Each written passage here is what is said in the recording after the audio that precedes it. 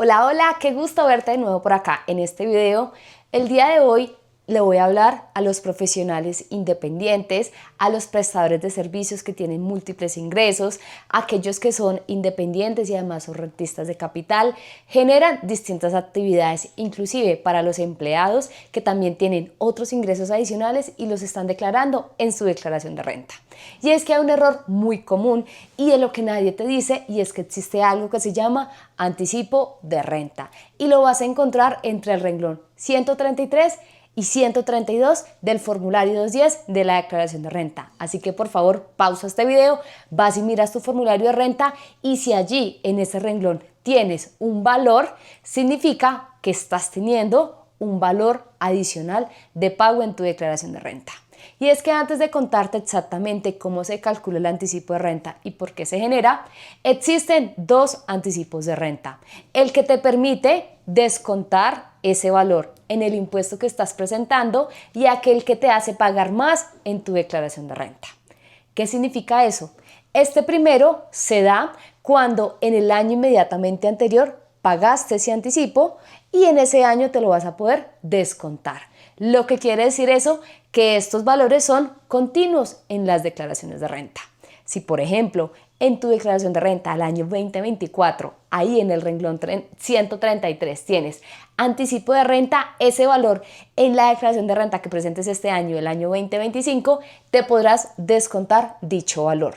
Ahora bien, si nunca has tenido anticipo de renta, sino que este año se te va a generar, vas a tener un mayor valor del impuesto de renta que seguramente no estás teniendo en cuenta y ni siquiera sabes que existe. Partamos del hecho de qué es el anticipo de renta. Resulta que la DIAN tiene los esquemas de cobro de los impuestos que se llaman retención en la fuente, aquella que nos practican los empleadores, las empresas a las cuales le prestamos un servicio. Ahora bien, si tú tienes un contrato con una empresa fuera de Colombia o tienes contratos de arrendamiento con personas naturales, entidades que no te practican retenciones en la fuente, significa que la DIAN no tiene cómo efectivamente recaudar el impuesto de renta.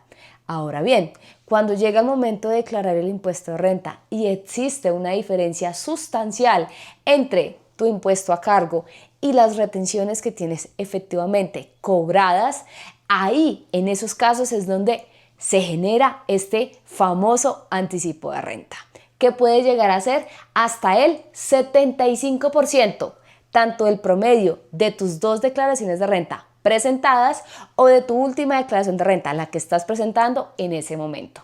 Un punto a nuestro favor y es que podemos elegir el más conveniente para nosotros en ese momento.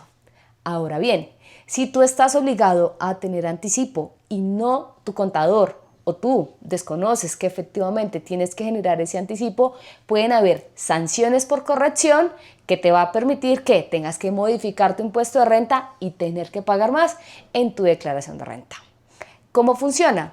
Va a variar para aquellas personas que sea su primer declaración de renta, su segunda declaración de renta y a partir de la tercera declaración de renta. Para estas últimas, el anticipo de renta puede llegar a ser hasta el 75%. Óiganlo bien, 75%, como les digo, tanto el promedio de las dos declaraciones de renta o de la declaración de renta que estás presentando en ese año. Vamos a ver un ejemplo. Muy bien, así que como ustedes saben y como es costumbre para nosotros, los ejemplos son claves porque nos van a permitir entender exactamente qué ver en el formulario, qué estrategias implementar y cómo poder optimizar siempre el pago de nuestros impuestos. Acá les traigo el ejemplo de dos declaraciones de renta muy diferentes, tanto en la base del impuesto como en el impuesto mismo. Entonces tenemos una declaración de renta de un impuesto a cargo de 13 millones de pesos y una declaración de renta de un impuesto a cargo de 164 millones de pesos. En ambos casos hay anticipo de renta, dos anticipos, tanto el que me permite descontarme como el que me está incrementando mi impuesto de renta. Entonces, ¿qué hay que tener en cuenta acá? Ve por favor, pausa este video. Si tú tienes en el renglón 130 y o en el renglón 133, en ambos o en el uno y en el otro, significa que vienes en años anteriores generando más impuesto de renta y quizá ni siquiera te has percatado.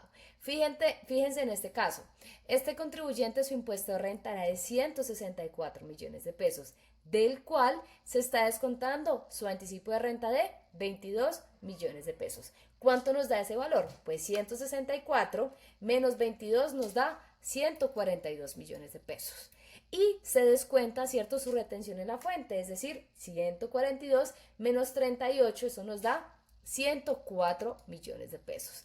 Pero tendrá que pagar 44 millones de pesos más, es decir, un total de impuesto de 147 millones de pesos.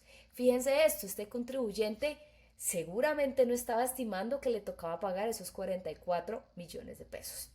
Ahora bien, veamos el siguiente caso. Nuevamente, este contribuyente tiene que pagar 13 millones de pesos y tiene en anticipo de renta el año anterior 2.4 millones, es decir, 10 millones 600. También tiene retenciones en la fuente de 3.2 millones, es decir, 7 millones 400.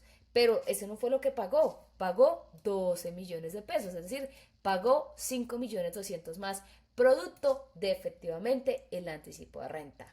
Ahora bien, ¿por qué se genera precisamente esta situación? Pues se da porque en ambos casos estos contribuyentes, como se dan cuenta, tienen distintas fuentes de ingreso. Entonces por acá vemos a un asalariado, aquí también un asalariado, acá vemos un asalariado rentista de capital y acá vemos un asalariado con una segunda actividad económica. Esta segunda actividad económica seguramente pueden ser contratos que no le hacen retención en la fuente porque de pronto la empresa está fuera de Colombia y no tiene cómo efectuarle retención en la fuente. Y por acá vemos el caso de un rentista de capital con arriendos, pues que le arrendó al señor, no sé, de la esquina, a una persona natural que no le está haciendo retención en la fuente. Y el hecho de haber tenido esos dobles ingresos y como se dan cuenta, en ambos casos hay algo en común y es que la retención en la fuente está muy por debajo del impuesto a cargo. Ahí en esos casos es donde efectivamente se genera el anticipo de renta. Ahora bien, ¿cómo se calcula efectivamente este impuesto? Entonces por acá les traigo dos cálculos, ¿cierto? De cómo se calcula efectivamente el anticipo de renta. Entonces tenemos por acá, ¿qué datos necesitamos, cierto? Si es la primer, segunda o tercera declaración de renta. En este caso vamos a hablar el caso de una persona que lleva 4, 5 o más de 6 años declarando renta. ¿Qué necesitamos? ¿Cuánto va a pagar de impuesto en ese año? ¿Y cuánto pagó de impuesto en el año anterior? Si estamos en 2025, entonces estaremos comparando el impuesto de renta del 2024 y el impuesto de renta que vamos a presentar este año, ¿cierto? Que es 2025. Opción número 1, impuesto de renta del año actual, 51.900.000. A eso le vamos a calcular, ojo, el 75% del impuesto y se le descontará la retención en la fuente que le practicaron en ese año. Es decir, que el anticipo de renta de esta persona es de 36.045.000 pesos. Ojo, esta persona está anticipando 36 millones de pesos de lo que sería su impuesto de renta del siguiente año. Ahora bien, como vemos en el ejercicio acá, esta persona tiene anticipo de renta, ¿cierto? En ese año anterior se la descuenta, pero si en ese mismo año le da más anticipo, realmente no recupera ese valor, sino que siempre tendrá un mayor valor de impuesto de renta a cargo. Ahora bien, en esa opción número 1 su anticipo es de 36 millones de pesos, pero existe una segunda opción y es promediar las rentas de los 2 últimos años. En este caso, el promedio de esta persona da 43 millones, mientras que acá arriba está calculando el anticipo sobre un mayor valor. Acá nuevamente calculamos el 75%, restamos la retención a la fuente y como vemos acá, pues le conviene claramente a esta persona la opción número 2 porque le da un menor anticipo de renta. Ahora bien, no siempre es así, o sea, no siempre la opción 2 es la mejor opción. Por ejemplo, en este segundo caso, la opción más favorable para este contribuyente es la opción número 1. ¿Por qué? Porque el impuesto de renta de ese año, como se dan cuenta, es menor al promedio de las dos rentas anteriores. Entonces, ¿en qué caso estamos hablando acá? Por ejemplo, para la persona que en el año anterior era empleado, ¿cierto? De donde de pronto su impuesto de renta era mayor o en su efecto su impuesto de renta era menor y ahora se volvió contractor independiente y su renta incrementó o ahora se volvió rentista de capital, ahora se volvió inversionista activo. El no proyectar, el no anticiparse al anticipo de renta, pues te puede tomar sorpresas un tanto incómodas en tu proceso de tu declaración de renta. ¿Qué hacer en este tipo de casos?